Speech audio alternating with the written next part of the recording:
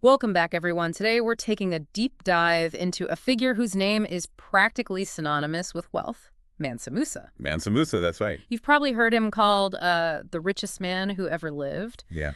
But we're going beyond those kinds of labels today to try to uncover the real story behind this almost mythical figure. I think we're going to find there's a lot more to his story than just, piles of gold. Exactly. We'll be using excerpts from the YouTube documentary, Mansa Musa History's Richest Man documentary. It's by the channel The People Profiles. So are you ready to dive in? Absolutely. All right. Let's start with a little context. We need to talk about the Mali Empire itself. Where and when are we talking about here? So we're talking West Africa, south of the Sahara Desert. Okay. And the Mali Empire emerges from the remnants of a couple other empires, the Ghana and the Soso empires. Uh-huh. And its location was really strategic. It gave them control over some super important trade routes. That makes sense. Trade routes equal power and wealth, especially back then. Absolutely, yeah. So what were they trading? What made them so powerful? Well, you had, salt from the Tagaza mines. Yeah. And gold, of course, from the Wangara mine. Oh, yeah, the gold's mine. And all of this was moving across vast distances on the backs of camels. So we're picturing like a camel caravan laden with gold winding its way across the desert. Exactly. But it wasn't just about, moving goods. These routes were also almost like cultural highways, facilitating the exchange of knowledge and ideas. That's a really good point, yeah. It's easy to just think about the material stuff, but the cultural exchange is just as important, maybe even more so. I think so, yeah. And, it wasn't all camels either. In the north, they had tsetse flies. Oh, right. So they used donkeys up there. They were immune to the tsetse flies. Oh, wow. I didn't know that. That's fascinating. Donkeys immune to tsetse flies. Yeah. It shows you how sophisticated their trade network really was and how resourceful they were. Right. Overcoming those environmental challenges. It's really impressive. Absolutely. Okay, so we've got this strategically located empire, rich in resources. They've got this sophisticated trade network. And I guess this is where Mansa Musa enters the picture, right? Right. So to understand Mansa Musa, you have to go back to Sundiata Keita, Sundiata Keita. the Lion King. Oh, like the Disney movie. The very same. He's the one who founded the Mali Empire. Yeah. Laid the groundwork for everything that came after, including Mansa Musa. So Mansa Musa was like a descendant of Sundiata Keita. Yeah, you could say that. Though there were a few interesting twists and turns in that line of succession. Oh, really? Like what? Well, for instance, the documentary talks about a theory that Musa's predecessor, a guy named Muhammad Ibn Quay, might have sailed to America before Columbus. What? Before Columbus? Nobody knows for sure what happened to him. He's just sort of disappeared. But it was that disappearance that made way for Musa to become Mansa. Wow. Okay. So mysterious disappearance, maybe a transatlantic voyage, and then Mansa Musa steps in.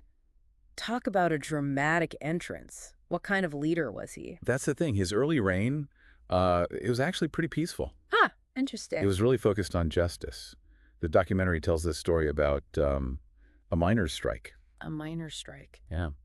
And Musa, he initially wanted them to stop their pagan rituals, but they refused. And instead of forcing them, he chose to compromise. Oh, so he was a pragmatist. Yeah, I think so.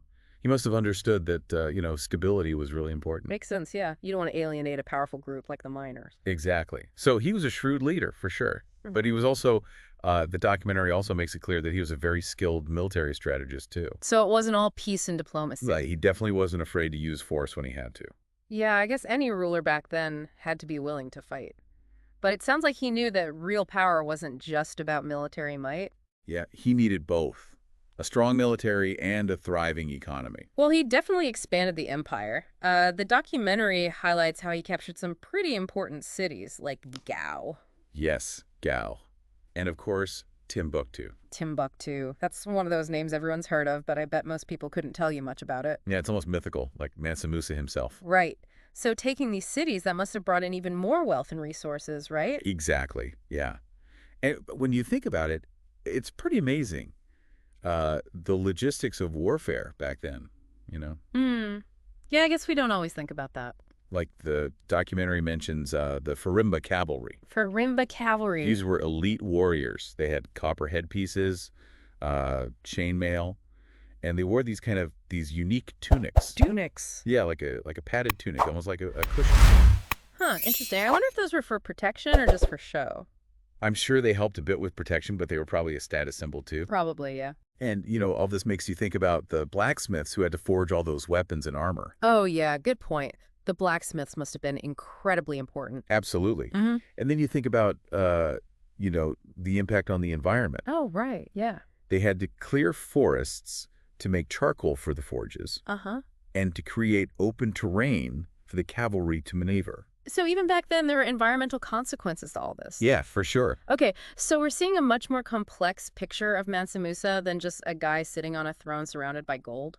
But we can't talk about him without talking about his pilgrimage to Mecca. I mean, that's really where the whole richest man image comes from. Right. So picture this. The year is 1324. Okay. A caravan of 60,000 people sets off across the Sahara Desert. 60,000 people. 60,000. 12,000 of them are servants, and they have 80 camels just laden with gold. Wow, that's hard to even imagine. It was an incredible display of wealth and power, a spectacle unlike anything the world had ever seen. Yeah, it sounds almost like something out of a movie. Yeah, and the documentary goes into some of the details. Yeah. Like Mansa Musa himself. He would ride ahead on his black stallion, all decked out in gold, Of course. exploring the landscape. And he meets all sorts of interesting characters along the way. I bet he did, yeah. There's that story in the documentary about the guy living in a baobab tree, Yes, right? I love that part. Me too. He was running a cotton loom, like, inside the tree. Incredible. It's just a little detail, but it really brings the story to life, It does, yeah. Makes Mansa Musa seem more human. Exactly, yeah. He's not just this distant, figure of unimaginable wealth. Right. And then, of course, there's his arrival in Cairo. That must have been pretty mind-blowing. Oh, I bet. The documentary says that people were just stunned by the opulence, by the sheer number of people, by the gold. And then he just starts giving gold away. Yeah, pretty much. He was incredibly generous, which, Yeah. Sounds great. But it actually caused massive inflation in Cairo. Oh, right. I've forgotten about that. It's kind of mind-boggling to think about, It is, yeah. Just the sheer quantity of gold that he had at his disposal, enough to disrupt an entire economy. And it shows how interconnected the world was even back then. Absolutely. Actions in one part of the world could have huge ripple effects thousands of miles away. So what happened? Did the people of Cairo just, swim in gold forever? Well, no. The documentary says that Musa actually tried to buy back some of the gold. He did? Yeah, he realized what he'd done, and he was trying to stabilize the market. Huh. So maybe he wasn't just a careless spender after all. Right. It shows a degree of economic awareness, I think. Yeah, very interesting. Okay, so the pilgrimage was obviously a huge display of wealth and power, but it wasn't just about that, was it? No, not at all. The documentary makes it clear that this trip had a profound impact on Mansa Musa and on Mali itself. In what way? Well, he comes back from Mecca with a new vision for his empire. He's inspired by what he's seen, and he wants to bring some of that back to Mali. So we see a cultural and intellectual transformation. Exactly. You start to see the construction of mosques, though maybe not as many as some accounts claim. Okay. And Timbuktu becomes this renowned center of learning. Timbuktu, the mythical city. Yeah. And then there's the architecture. Oh, right. The documentary talks about this unique Malian style of architecture. The Jingariber Mosque in Timbuktu is a great example of that. Yeah, it's amazing. A massive structure built mostly from earth.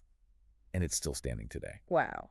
That makes you wonder what modern architects could learn from these ancient techniques. Absolutely. I mean, think about the sustainability of it all. Using earth as a building material. It's incredible that it's lasted for centuries. It really makes you appreciate the ingenuity of the people who came before us. Yeah, it really is. It's pretty remarkable. And it's not just about buildings, of course. The documentary also mentions that famous map, the Catalan Atlas, from 1375. Oh, yeah, the Catalan Atlas. And Mansa Musa is right there on it. Holding a gold nugget. Of course he is. It's become such an iconic image, It does, yeah. He's literally labeled as the richest and noblest ruler in the region. Huh. So his place in history is pretty secure, Hmm. and it's gone beyond just history books too. Yeah, I mean, he's popped up in video games. Right. And he even inspired a character in the movie Black Panther. Oh, that's right. And there's even a song by Anderson .Paak called Mansa Musa. Really? Yeah, it's all about wealth and power. It's amazing how these historical figures can, like, capture the imagination of artists centuries later. It is, yeah. Mm. But as we've been discussing, Mansa Musa's legacy, it's about so much more than just his wealth. Right, exactly. He was a skilled diplomat, Mm. a visionary leader, Mm-hmm. and, a devout Muslim who undertook one of history's most epic pilgrimages. Yeah. And I think the documentary does a good job of highlighting that. It goes beyond, the simple richest man narrative, but it also acknowledges that it's really hard to like accurately assess his wealth. And there's some mystery around his name too. Right. I mean, we're dealing with, oral tradition here. The documentary mentions the griots. Those were like the keepers of history in West African culture. Uh-huh. And their accounts, they might have, embellished things a bit. For sure, yeah. Everyone likes a good story. Exactly. And then there's even some debate about whether he was, maybe conflated with other figures like Fijigi or Fakoli. So maybe we're talking about like a composite figure, a Yeah. blend of different rulers. It's possible, yeah. Ish. Which, just adds the layer of mystery to the whole thing. Yeah, it does. So we may never know the full story or the true extent of his wealth. That's part of the beauty of history, right? There's always more to discover, always more layers to peel back. Absolutely. Well, as we wrap up this deep dive into the world of Mansa Musa, I have to ask, if it wasn't all about the money, what was driving him? What were his ambitions? That's a great question. Yeah. And I don't know that there's an easy answer. Was it power? Religious devotion? A desire to leave a lasting legacy? I mean, maybe it was all of those things. Right. It's probably a combination of factors. We can Mm. look at the historical record, we can analyze the evidence, but ultimately there are some mysteries that we might never solve. And that's okay. It's the pursuit of knowledge that matters. Yeah. The willingness to question and to explore. Couldn't have said it better myself. So I think we've done what we set out to do, right? We went beyond the simple richest man label. We explore the complexities of Mansa Musa's reign, his impact on the Mali Empire, the legacy he left behind. And, hopefully we've inspired our listeners to keep exploring this fascinating period of history. Who knows what other secrets are out there just waiting to be uncovered? Exactly.